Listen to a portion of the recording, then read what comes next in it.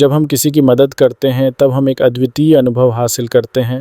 इस प्रक्रिया में हमारे दिल में एक सच्ची खुशी जागृत होती है जो केवल देने की भावना से आती है।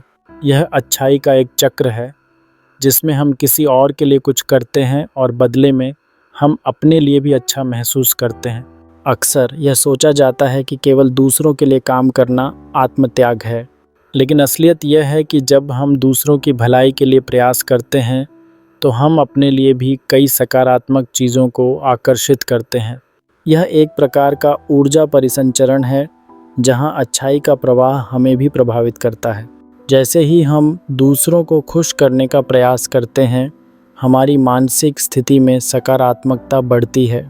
इसके अलावा जब हम किसी की सहायता करते हैं तो हमारे रिश्तों में भी मजबूती आती है।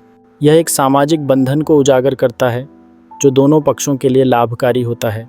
कठिन समय में किसी की मदद करना न केवल उस व्यक्ति के लिए महत्वपूर्ण होता है बल्कि हमारे लिए भी एक संजीवनी का काम करता है। जब हम किसी के संघर्षों में काम आते हैं तो हमें यह एहसास होता है कि हम समाज का एक महत्वपूर्ण हिस्सा हैं। अच्छाई का यह चक्र हमारे मानसिक स्वास्थ्य के लिए भी लाभकारी है। जब हम दूसरों की मदद करते हैं तो उस दौरान हमारे अंदर एक प्रकार की संतोष की भावना उत्पन्न होती है। शोध बताते हैं कि सहायता प्रदान करने वाले लोग सामान्यतः कम तनाव और अधिक खुश रहते हैं। उनके दिमाग में सकारात्मक सोच का प्रसार होता है जो जीवन के अन्य क्षेत्रों में भी सफल होने में मदद करता है।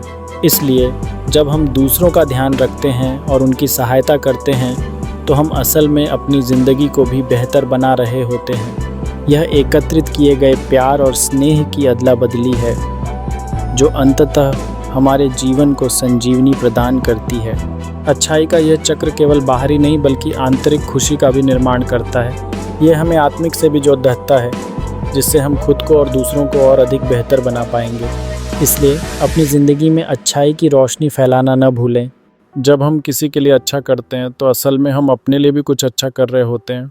यह सिद्धांत न केवल हमारे जीवन को समृद्ध बनाता है बल्कि समाज में भी एक सकारात्मक बदलाव लाता है।